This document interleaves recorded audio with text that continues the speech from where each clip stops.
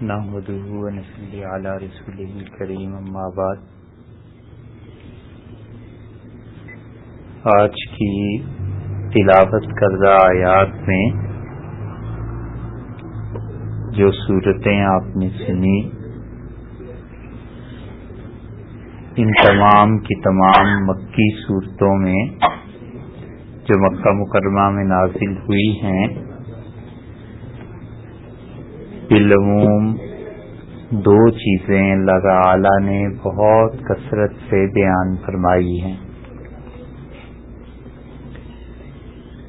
ایک تو اللہ تعالی نے شرک کے متعلق بیان کیا ہے کہ اس سے اپنے آپ کو اور اپنی اولادوں کو اور اپنے کنبے اور قبیلے کو بچاؤ، اور دوسری چیز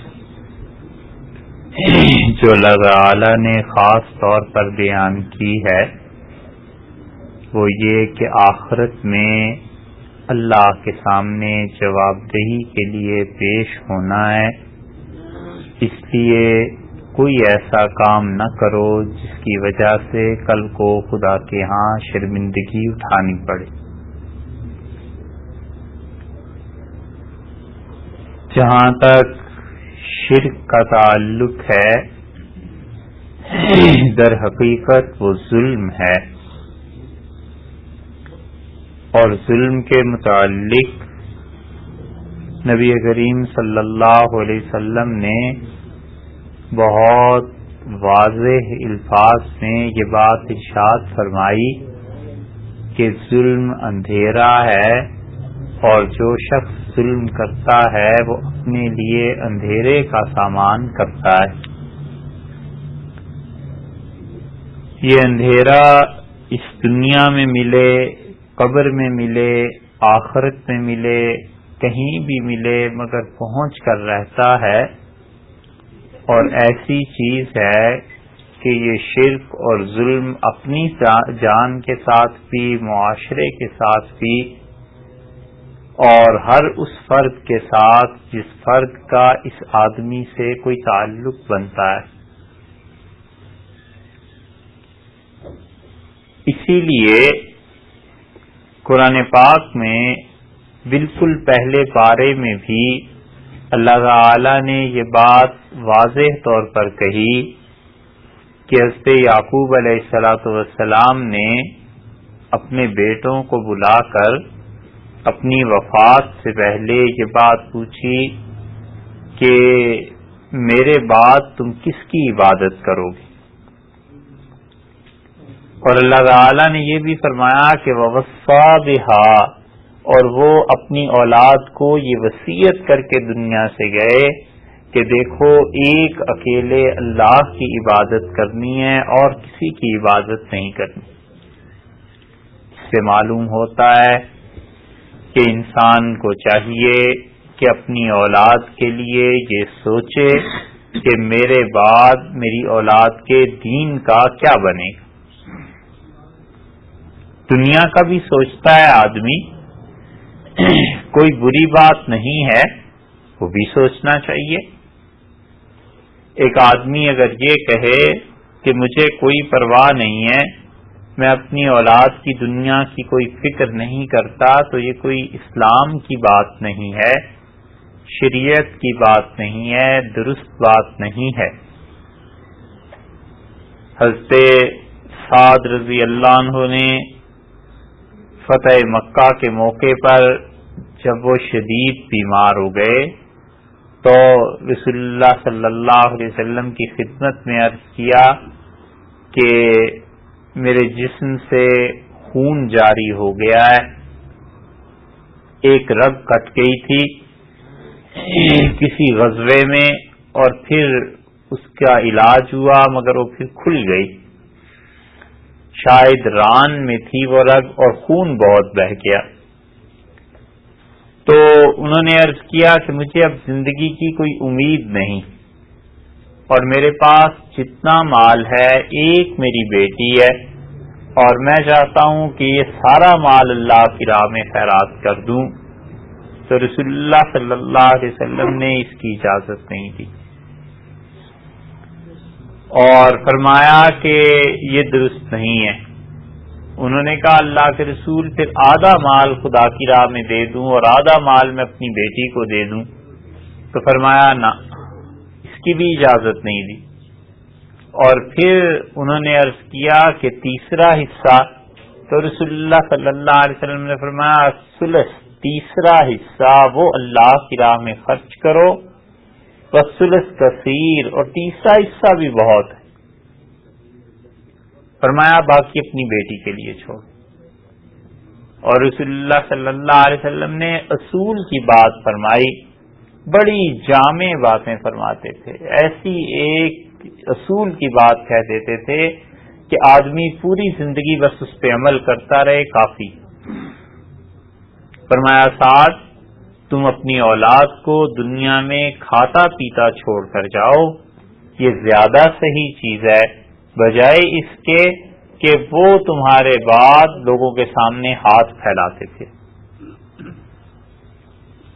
تو اس لیے دنیا کی بھی فکر کرے آدمی کہ میرے بعد میری اولاد کے معاش کا بندوبست کیا ہوگا، کیا چیزیں ہوں گی. اور یہ جو تصور بنتا چلا جا رہا ہے لوگوں میں یا بن گیا ہے کہ اللہ مالک ہے، اس تصور کو غلط سمجھنا چاہیے، اس تصور کو ختم کرنا چاہیے. کسی آدمی کا حال ہو جائے اللہ پہ بھروسے کا، وہ ایک الگ بات ہے. کسی آدمی کی حالت ہی ایسی ہے، اللہ کے ساتھ تعلق ہی ایسا ہے، تو اس کو کوئی قانون نہیں بنایا جا سکتا. وہ اپنے آپ کو اللہ کی ذات اس کے کام کے لیے فنا کر دے تو اللہ تعالیٰ بھی اس کے کاموں کی ان چیزوں کی حفاظت کرتا ہے. یہ ایک الگ بات ہے، لیکن یہ کوئی جنرل قانون نہیں ہے کہ ہر آدمی اس مرتبے کا ہو جائے اور ہر آدمی اس درجے کا ہو جائے. بس سب سے بہترین وہ چیز ہے جو رسول اللہ صلی اللہ علیہ وسلم کی اپنی زندگی، بس اس پہ چلتا رہے. اور سنت کے کاموں میں چونکہ شہرت نہیں نہ ہوتی زیادہ، سنت کے کاموں میں کوئی زیادہ جد و جہد، تکلیف، دقت ایسی چیزیں دیکھنے میں نہیں آتی، تو اس لیے لوگ اسے کم درجے کی چیز سمجھتے ہیں. یہ نہیں کرنا چاہیے. سنت میں آدمی اعتدال کے ساتھ چلے، یہی صحیح طریقہ ہے، بجائے اس کے کہ بدعت کرے، اپنے پاس سے کچھ چیزیں ایجاد کرے اور اس میں ساری قوت خرچ کر دے. وہ غلط بات. سنت کے کاموں میں چونکہ آدمی عام آدمیوں جیسے ہی نظر آتا ہے، تو اس لیے لوگوں کو اس میں کشش نہیں محسوس ہوتی، کیونکہ سنت میں کوئی ریاکاری نہیں آ سکتی. ایک آدمی 5 وقت مسجد میں آ کے نماز پڑھے اور جماعت سے پڑھے تو کسی کو نہیں شبہ گزرتا کہ بہت ہی نیک ولی اللہ، حالانکہ اصل چیز یہ ہے ٹھیک کر رہا ہے. اور وہی آدمی اگر 2 دن تہجد پڑھنے مسجد میں آ جائے تو لوگ کہیں گے جی واہ واہ سبحان اللہ، بہت ہی نیک ہو گئے. حالانکہ رسول اللہ صلی اللہ علیہ وسلم تو تہجد گھر میں ہی پڑھا کرتے تھے، مسجد نبوی کے ساتھ ہی گھر تھا. جو قبر مبارک ہے یہ حجرہ تھا اور اس کے باہر 1 قدم رکھتے تھے تو مسجد ہی تھی، اور کیا. تو سنت کے کاموں میں چونکہ کوئی شہرت ایسی چیز نہیں ہوتی، اس لیے بعض لوگ اسے کم سمجھتے ہیں. یہ بات غلط ہے. سنت کے مطابق زندگی گزارے، یہی چیز صحیح. چاہے اس میں شہرت ہوتی ہے نہیں ہوتی، کوئی اچھا سمجھتا ہے برا سمجھتا ہے، لوگ جانے ان کے خیالات، مگر جو رسول اللہ صلی اللہ علیہ وسلم کا طریقہ ہے وہ سب سے اچھا ہے. تو حضرت صلی اللہ علیہ وسلم کا اپنا حال دیکھیے، وہ کیا چیز تھی وفات سے پہلے. اب ان سے زیادہ اللہ پر بھروسہ کس کو ہو سکتا تھا؟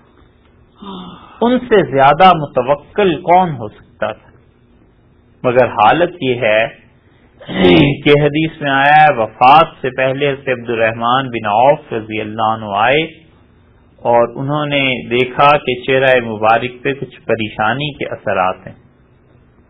اصل حدیث میں یوں آتا ہے کہ عبد الرحمن ابن عوف رضی اللہ عنہ کے بیٹے آئے حضرت عائشہ رضی اللہ عنہ کی خدمت میں، تو حضرت عائشہ رضی اللہ عنہ انہیں دیکھ کے خوش ہوئی، اور حضرت عائشہ رضی اللہ عنہ کا بڑھاپا آ گیا تھا، بچے تھے یہ چھوٹے چھوٹے، جوان ہو گئے، ملنے آئے والدہ کی خدمت میں گویا ام المومنین رضی اللہ عنہ کی، تو خوش ہوئی اور کہا کہ ان کے والد کو یاد کیا اور کہا تمہارے والد کو اللہ جنت میں ایک چشمہ سلسبیل، قرآن پاک میں بھی آیا ہے فعینن تسمى فیہا سلسبیلا، جنت میں ایک چشمہ ہے لوگوں جس کا نام سلسبیل ہے، اور ہمارے نیک بندے سے پیئیں گے۔ تو حضرت عائشہ رضی اللہ عنہ نے کہا کہ اللہ تعالیٰ تمہارے والد عبد الرحمن کو سلسبیل سے سیراب کرے، خدا اسے وہاں سے پانی پلائے۔ تو لڑکوں نے کہا کہ آپ نے اتنی لمبی دعا کی، اس کی کوئی خاص وجہ ہے کہ خاص طور پہ اس چشمے کا نام آپ نے لیا؟ تو انہوں نے کہا میرے بیٹو بات یہ ہے کہ تمہارے والد آئے تھے اور رسول اللہ صلی اللہ علیہ وسلم کی وفات سے کچھ پہلے، اور عرض کیا کہ آپ کے چہرہ مبارک پہ کچھ پریشانی کے اثرات ہیں، تو کہیں ایسے تو نہیں کہ آپ سوچتے ہو کہ آپ کے بعد آپ کی بیویوں کا کیا بنے گا؟ تو آپ نے اس بات میں سر ہلایا کہ میں سوچتا ہوں میری بیویوں کا کیا ہوگا۔ تو انہوں نے کہا اللہ کے رسول کوئی فکر کرنے کی بات نہیں ہے، مراد یہ تھی کہ آپ ساری زندگی ہم لوگوں ہی کے تو کام آتے رہیں، تو ہم اتنا بھی کام نہ کر سکیں۔ عرض کیا کہ وہ جو میرے باغات ہیں وہ آپ کی بیویوں پہ ان کی آمدنی تقسیم ہوتی رہے گی ہر سال، جب تک ان میں سے کوئی بھی ہے میری وہ آمدنی کا حصہ آپ کی بیویوں کے لیے۔ تو رسول اللہ صلی اللہ علیہ وسلم خوش ہوئے اور آپ نے فرمایا اللہ مسقہ من سلسبیل الجنہ، اللہ وہ جنت میں جو چشمہ سلسبیل ہے اس سے عبد الرحمن کو پانی پلا، اس سے اسے سیراب کر دیا۔ تو دیکھیے آپ رسول اللہ صلی اللہ علیہ وسلم نے عملاً یہ سکھایا کہ یہ نہیں ہے کہ اللہ مالک ہے کوئی انتظام کرو، سوچو کہ زندگی گزارنی آخر کو کیسے چلے گی، اسباب کی رعایت کرنی چاہیے۔ تو یہ وہ چیز ہے جو انسان سوچے اپنی اولاد کے لیے، اور اس سے بھی بڑی چیز وہ ہے کہ ما تعبدون من بعدی، حضرت یعقوب علیہ السلام نے کہا بچوں میرے بعد کس کی عبادت کرو گے؟ اپنی اولاد کا دین، اس کا عقیدہ، اس کا نظریہ، اللہ کے ساتھ تعلق، اس کی اور زیادہ فکر ہونی چاہیے۔ تو دونوں چیزوں کی فکر صحیح ہے، اور دونوں چیزیں اپنے اپنے مقام پر اپنی اپنی اہمیت رکھتی ہیں، اس سے انکار نہیں ہو سکتا۔ تو آدمی سوچے کہ میرے بعد میری اولاد کہیں شرک میں نہ پڑ جائے، ظلم میں نہ پڑ جائے۔ یہ ظلم شرک سے شروع ہوتا ہے اور چلتے چلتے چلتے چلتے انسان کی اپنی ذات تک پہنچ جاتا ہے۔ ہر درجے میں ظلم سے بچنا چاہیے۔ رسول اللہ صلی اللہ علیہ وسلم نے فرمایا یہ ظلم لوگوں قیامت کے دن اندھیروں میں سے ایک اندھیرا، چمٹ جائے آدمی کے ساتھ اندھیرا اور آنکھیں ختم ہو جائیں، بینائی نہ ہو، نظر نہ آئے، سوچئے وہ آدمی کیا کرے گا۔ ظلم کیسے ہے؟ اللہ کے ساتھ شرک ہے، یہ ظلم ہے۔ حضرت صلی اللہ علیہ وسلم کی سنت کی راہ سے ہٹ کر کوئی راستہ اپنے پاس سے اختیار کرنا اور یہ سمجھنا کہ یہ اللہ کے زیادہ قریب کر دے گا، یہ ظلم ہے۔ ایک آدمی کو چھینک آئی، حضرت عبداللہ ابن عمر رضی اللہ عنہما بیٹھے ہوئے تھے اور اس نے کہا الحمدللہ والسلام علی رسول اللہ، اللہ تعالی کے لیے ساری حمد ہے اور اللہ کے رسول صلی اللہ علیہ وسلم پر سلامتی ہو۔ تو حضرت عبداللہ ابن عمر رضی اللہ عنہما نے اس سے کہا کہ علیک وعلی امیک، تجھ پر بھی ہو تیری ماں پر بھی یہی ہو۔ اس سے بڑا ناگوار گزرا، اس کا حضرت میں نے کوئی غلط بات کی ہے؟ اللہ کی تعریف کی، درود شریف پڑھا۔ تو مشکات میں آتا ہے کہ انہوں نے کہا میرے بھتیجے جب چھینک آتی تھی تو رسول اللہ صلی اللہ علیہ وسلم نے الحمدللہ کی تلقین کی تھی، یہ آگے کچھ نہیں سکھایا تھا۔ یہ جو آگے تم اپنے پاس سے مراد یہ ہے کہ کہہ رہے ہو نا کہ اتنی اچھی چیز ہے تو پھر تم پہ بھی، تمہاری ماں پہ بھی، خاندان پہ بھی، سب پہ ہو. منع کیا اس چیز سے، گویا کہ بس رسول اللہ صلی اللہ علیہ وسلم نے جو چیز بتا دی بس وہ کافی، چونکہ اس پہ کوئی شہرت نہیں ہوتی نا، پتہ نہیں چلتا کہ بہت بزرگ آدمی ہیں، تو پھر نتیجہ یہ نکلتا ہے اس کا کہ یہ ظلم آمادہ کرتا ہے کہ کوئی ایسا کام کرو جس سے پتہ چلے کہ بہت ہی پہنچے ہوئے بزرگ ہیں، بہت ہی خدا کے ساتھ تعلق ہے. سنت کو اللہ نے محفوظ کر دیا ہے اس چیز سے کہ اس میں ریاکاری آئے، شہرت آئے. صحیح بخاری میں آیا ہے کہ لوگ اپنی دکانیں بند کر کے صبح 10-11 بجے کے قریب ایسے وقت میں جب سورج چڑھ جاتا تھا تو آئے مسجد نبوی میں نماز پڑھنے چاشت کی. تو عبداللہ ابن عمر رضی اللہ عنہ نے لوگوں کو دیکھا تو انہوں نے کہا یہ بدعت ہے. اب کس چیز کو بدعت کہا؟ نماز کو نہیں کہا کہ چاشت کی نماز. چاشت کی نماز کیسے بدعت ہو سکتی؟ یہ جس اہتمام سے آئے ہیں نا نفل نماز کے لیے، دکانیں بند کرو، ساری مارکیٹ بند ہو رہی ہے، بڑے اہتمام سے ہر کوئی آ رہا ہے نماز پڑھنے، اس اہتمام کو بدعت کہا کہ رسول اللہ صلی اللہ علیہ وسلم کے دور میں یہ اہتمام نہیں تھا. نفل پڑھنی ہے چاشت تو چپ کر کے الگ ہو کے پڑھ لو، اتنا کیا اس کا اہتمام کرنا.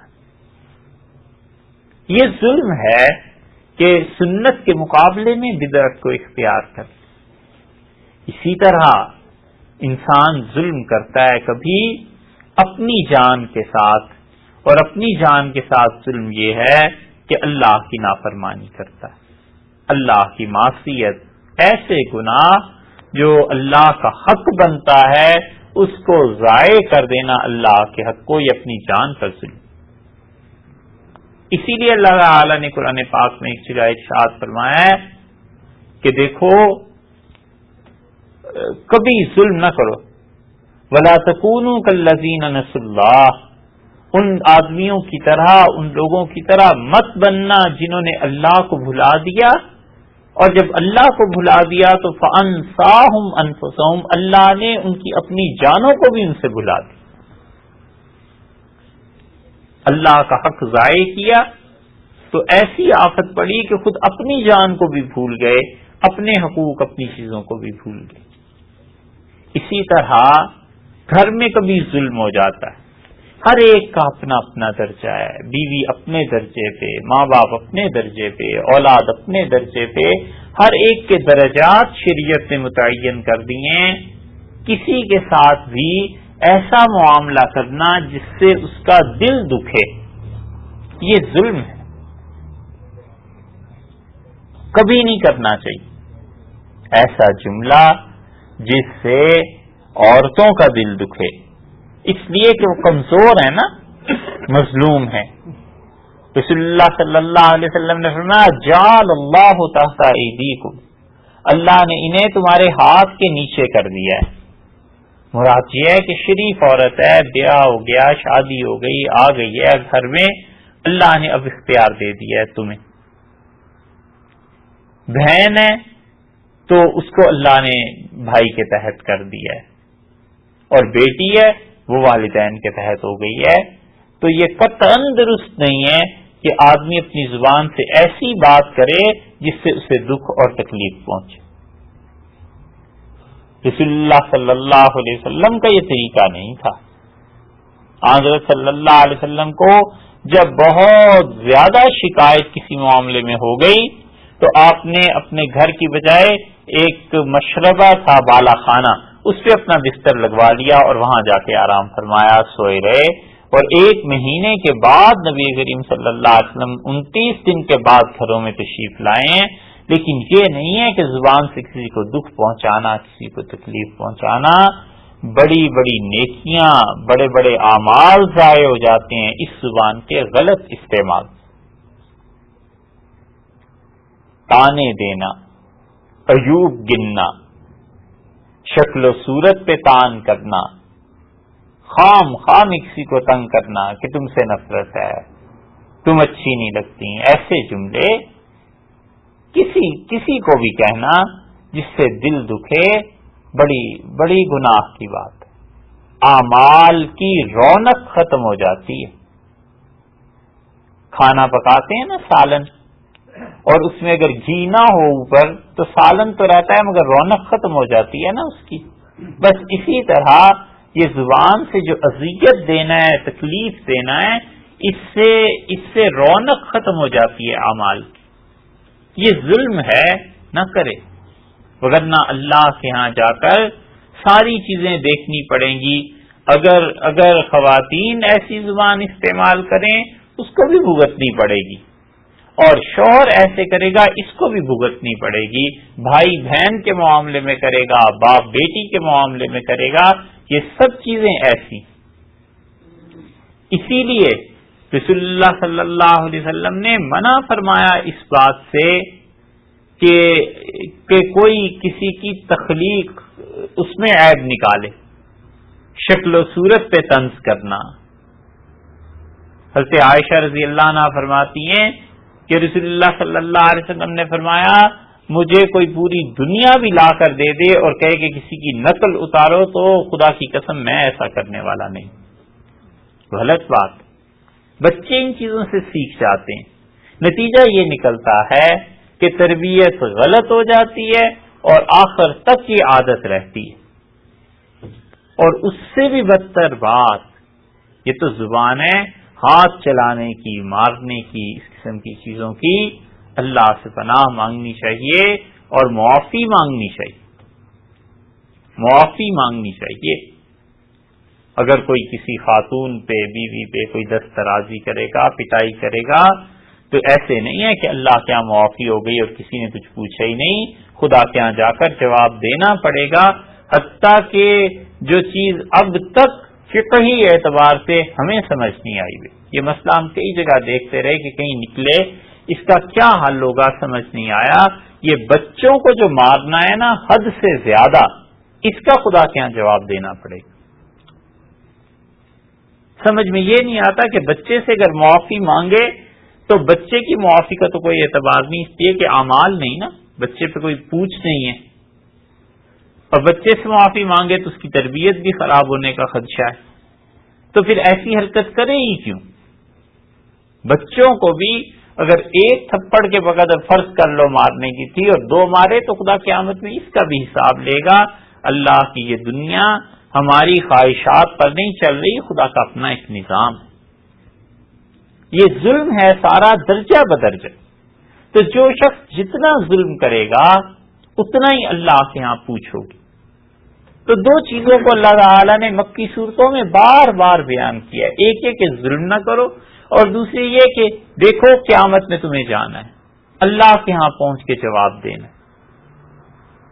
نبی کریم صلی اللہ علیہ وسلم کے جد امجد حضرت عبد المطلب کہتے تھے کہ میں نے زندگی میں کوئی ظالم ایسا نہیں دیکھا جو اپنے انجام کو نہ پہنچ گیا ہو. جتنا وہ ظلم کرتا ہے اتنا وہ بھگت بھی لیتا ہے. کسی نے کہا حضرت ایسے بہت سے ظالم ہم نے دیکھے ہیں، انہیں تو کچھ نہیں ہوا، ایسے ہی مر گئے ظلم کر کے. تو وہ سوچتے رہے اور پھر کہنے لگے میرا خیال ہے اس جہان کے بعد ایک اور بھی جہان ہے، اور جو ظلم کرے گا اس جہان میں جا کر وہ اپنے آپ کو تنگی میں پائے گا. قبر تنگ ہو جاتی ہے، تاریک ہو جاتی ہے، تو آدمی کو کچھ سجھائی نہیں دیتا. اسی لیے قرآن پاک میں ایک جگہ پہ آیا ہے کہ نورہم یسعی بین ایدیہم، ایمان والوں کا نور ان کے دائیں طرف اور ان کے آگے آگے چل رہا ہوگا، جنت کی راہ دکھا رہا ہوگا، روشنی روشنی ہوگی. تو یہ جو منافق اور کافر ہیں نا، وہ کہیں گے کہ کچھ اس میں سے ہمیں دے دو تھوڑا سا نور، ہم بھی راستہ دیکھیں گے. کہ لرجعوا وراءکم، اور ان سے کہا جائے گا، اللہ کے فرشتے غالباً کہیں گے یا اللہ تعالیٰ خود ارشاد فرمائیں گے، کہا جائے گا ان سے کہ لوٹ جاؤ دنیا کی زندگی میں، فالتمسوا نورا، اور روشنی وہاں جا کر تلاش کرو. آخرت اعمال کے جزا کی جگہ ہے، عمل کی جگہ نہیں ہے. اور عمل کی جگہ یہ ہے، ایک آدمی ساری زندگی تو عمل نہ کرے اور بڑھاپے میں کہے کہ اب بیٹھ کے کھاؤں، یہ نہیں ہوتا. وہ آخری عمر کا حصہ وہ آرام کا حصہ اسی وقت ہوتا ہے جب پہلے محنت کی بھی. پہلے اگر محنت ہی نہیں کی آخر پہ اعمال کے نتائج کہاں سے نکلیں گے؟ اعمال کے نتائج کیوں نہیں سوچتے ہم لوگ؟ ہر عمل کا ایک نتیجہ نکلنا ہے، اور جو شخص اپنے اعمال کے نتائج پر غور نہیں کرتا زمانہ اس کا ساتھ نہیں دیا کرتا. تمنائیں رہ جاتی ہیں، ایسے ہو جائے ایسے ہو جائے، کچھ نہیں ہو سکتا. تمنائیں، انہیں کہا جائے گا لوٹ جاؤ دنیا میں فالتمسوا نورا، وہاں جا کر نور تلاش کرو. اب دنیا میں کون آئے اور کون آنے دے اور کہاں سے نور ملے؟ یہ ظلمت اور تاریکی وہاں پر پہنچ کر رہے گی انسان کے پاس. دنیا میں جو ظلم کرتا رہا ہے یہ سب سامنے آ جائیں. یہ اپنے آپ کو ابو جہل کہتا تھا کہ عزیز کریم نام ہے میرا، یعنی میں غالب ہوں، بڑی عزت والا ہوں. پھر سمجھ آ گئی بدر کے بعد کہ کیا عزت ہے اور کیا غلبہ ہے. اسی طرح انسان ظلم کر لیتا ہے، علیہ باللہ. معافی مانگنی چاہیے. بیوی پہ ظلم ہو گیا ہو تو یہ اس طرح میں نہ رہے کہ میں معافی مانگوں گا تو ہیٹی ہو جائے گی، یہ ہو جائے گا. اللہ تعالیٰ جب پکڑ کے کان پکڑوا کے معافی منگوائیں گے پھر کیا ہوگا؟ پھر بھی تو معافی مانگنی ہے نا، چاہیے اس سے معافی مانگ. اور بیوی سے ظلم ہو جائے تو شوہر سے معافی مانگ. اولاد پر اگر ظلم ہو جائے تو اولاد کی دلجوئی کرنی چاہیے. کسی بڑے کے ساتھ بے ادبی اور ظلم ہو جائے اس سے معافی مانگنی چاہیے. قابل نفرت چیزوں میں سے ہے، اللہ کو جن اعمال سے شدید نفرت ہے ان میں ایک یہ ظلم. کسی کا مال روک لینا، کسی کو تنگ کرنا، ستانا، غیبت کرنا، یہ سب ظلم کے درجے کی چیزیں ہیں، ان سے بچنا چاہیے.